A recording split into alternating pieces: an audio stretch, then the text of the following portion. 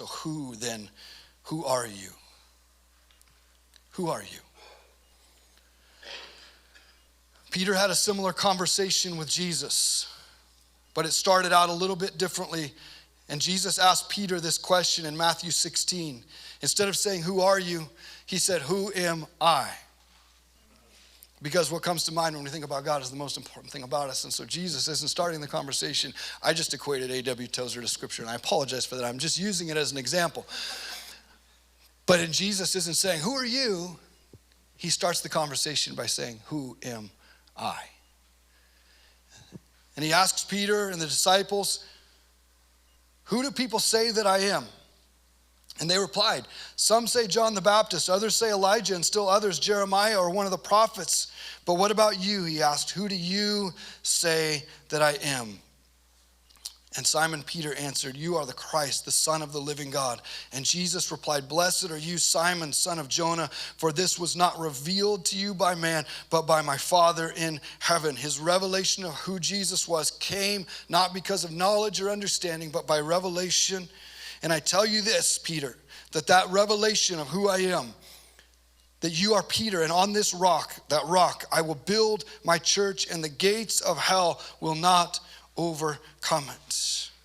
Revelation shows us who he is. And when we begin to discover who he is, then we can receive his words over us of who we are.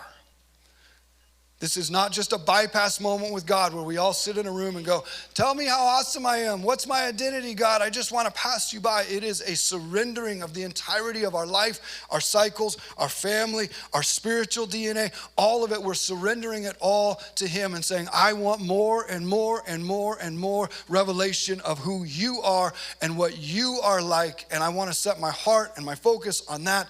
And then I want to give you permission. I want to ask you or invite you to say, who am I to you?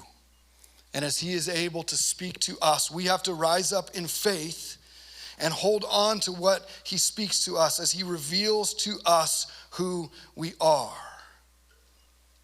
And we can easily get trapped in that place of some say Christianity. And I call it some say Christianity because in this interaction, you see Jesus asking the disciples, who do people say that I am? And they say, some say you're this, and some say you're that, and some say you're that. And he goes, no. Who do you say that I am? And some say Christianity is when we are content for someone else, a preacher with a microphone, a husband or a wife, parents who have always taught us, culture, a church or whatever, to tell us this is who God is and this is what God's like. And so you go, if God came to you and said, who do you say I am? You'd say, well, the preacher that I go to says that you're like this, and my parents told me that you're like this, and my this said that you're like this, and this you said you're like this, and culture tells me you're like this. And Jesus would say, stop.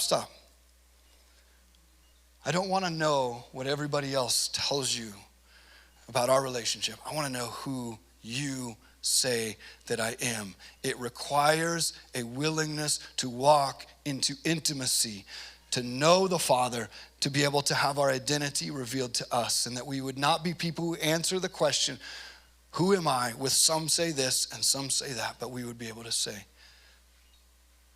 you're a good Father revealed in Scripture, who loved me and loved us so deeply that you sent your only Son, that I would know that love and that we would be reconciled into relationship, that I could experience the fullness of your Spirit and life in you, Father, and that you have equipped me and enabled me to know you and to experience you and to have a relationship with you.